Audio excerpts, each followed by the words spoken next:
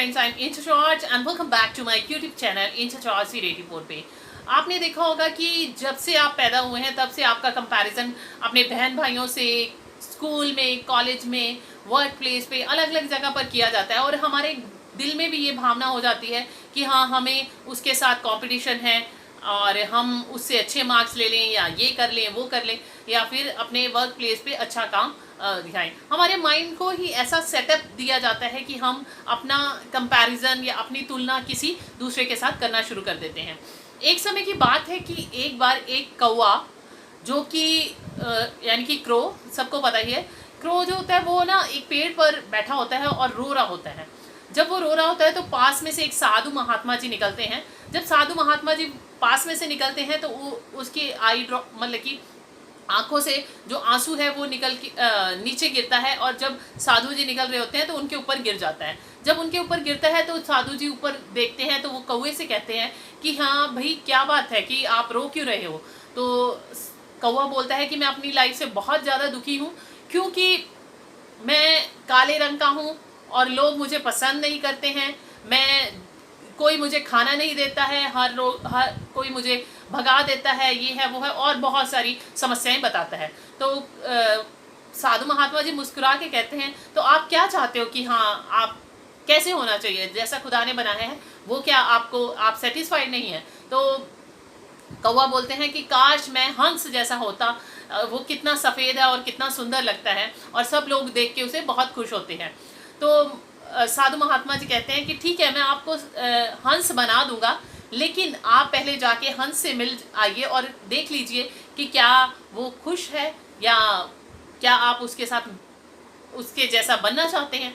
जब वो कौवा हंस के पास जाता है तो हंस देखता है कि हाँ, वो पानी में तैर रहा होता है, उसको देख के बहुत खुश होता है। कहता है, हंस भाई कि एक बात आपसे करनी थी कि मुझे ये बताइए कि आप अपनी लाइफ से खुश हैं या नहीं हैं।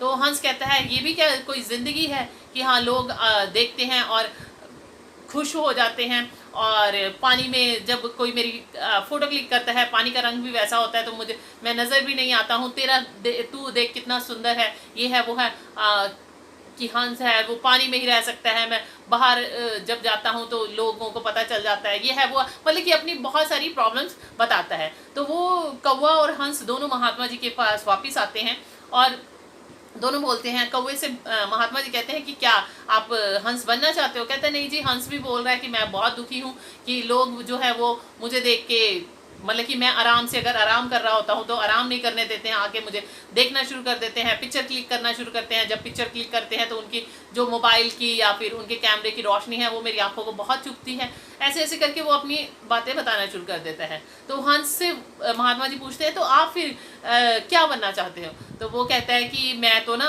पैरट बनना चाहता हूँ, कि पैरट कितनी अच्छी उसकी रेड कलर की चोंच होती है, उसके जो पर होते हैं वो बहुत ही रंग बिरंगे होते हैं, हरे रंग का, हरा रंग हरियाली का होता है, हरियाली देख के हर कोई खुश होता है, ये है वो, अब बड़ा कुछ बोलता है। तो कहते हैं, ठीक है, मैं तुम दोनों को बना दूंगा, जाओ जाके पहले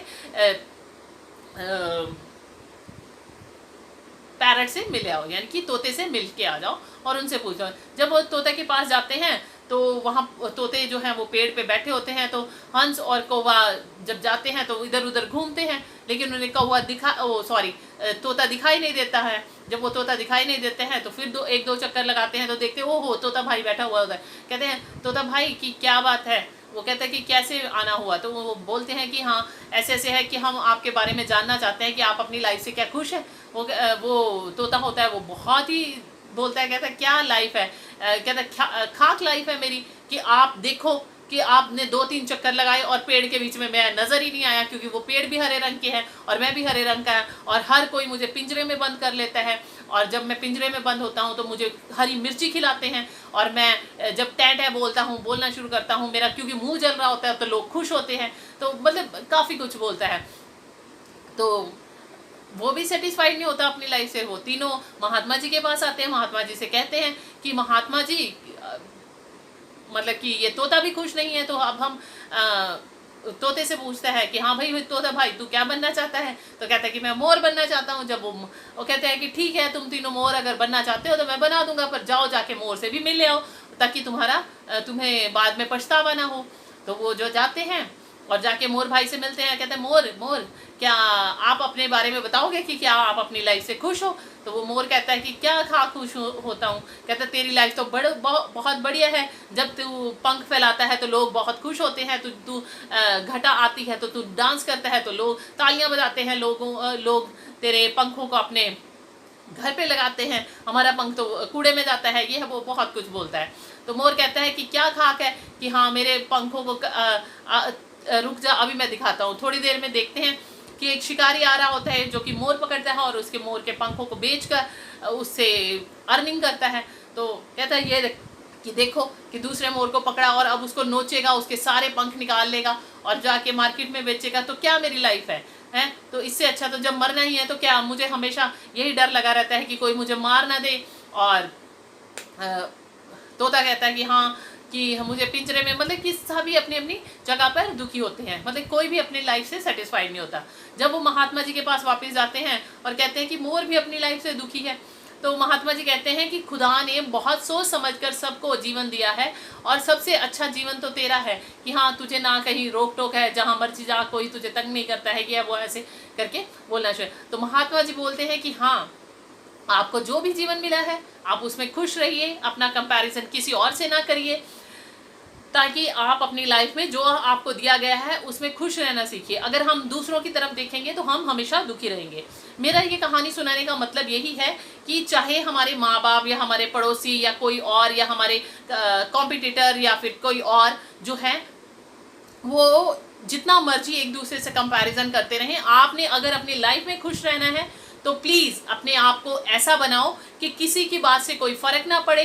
खास तौर पे मेरा फ़र्क पड़ने का मतलब ये नहीं है कि आप ऐसे ढीठ हो जाओ और कोई काम ही ना करो, लेकिन ये है कि कुछ अच्छा करो ताकि लोग कहें कि हाँ सचमुच में ये है। लोगों को दिखाने के लिए ना काम करो, जो भी काम करो वो दिल से करो, ताकि दिल से अगर हम अपना कोई भी काम करते हैं या कोई भी कार्य करते हैं तो उसमें हमें सफलता मिलती है। और एक बात ये है कि अपना कंपैरिजन कभी किसी से ना करो। खुदा ने तुम्हें यूनिक बनाया है, तुम्हें अमूल्य बनाया है, आपका कोई मोल नहीं है। खुदा ने जैसा आपको बनाया है आप में हर चीज़ भर के रखी है, लेकिन उस काबिलियत को पहचानना आपके हाथ में है। आप जब तक अपनी काबिलियत को अपने इंटरनली खोज के नहीं देखोगे कि आप में क्या काबिलियत है। अब स्कूल में बच्चे होते हैं तो वो कोई बच्चा जो है वो बहुत ही ज़्यादा होशियार होता है, मैथ में होशियार होता है तो दूसरा मैथ में नालायक होता है, तीसरा जो है वो इंग्लिश में अच्छा होता है तो चौथा इंग्लिश में नहीं अच्छा होता है, एक गेम्स में अच्छा होता है, एक ड्राइंग में अच्छा होता है। मतलब कि खुदा ने सब लोगों को अलग अलग क्वालिटीज़ दी हैं, हर एक को यूनिक बनाया। अगर मान लीजिए हर कोई ही सचिन बन जाता तो फिर सचिन बाकी काम कौन करता? अब एक घर है, घर में अगर माँ ना होती तो माँ की रिस्पॉन्सिबिलिटी कौन निभाता? अगर बाप ना होता तो बाप की, मतलब एक परिवार अगर बनाया है, एक कम्युनिटी बनाई है, एक काम बनाया है तो उसमें हर एक बंदे का अलग अलग महत्व है। तो इसलिए अपने आप को किसी के साथ कंपैरिजन मत करो, जैसा खुदा ने बनाया उसमें खुश रहो और अपने आप में जो चीज़ आप में है उस चीज़ को बाहर निखार कर लाओ, तभी आप सक्सेसफुल हो सकते हो। अब नेक्स्ट वीडियो में मिलते हो नेक्स्ट टॉपिक के साथ, तब तक के लिए bye bye, take care and stay blessed.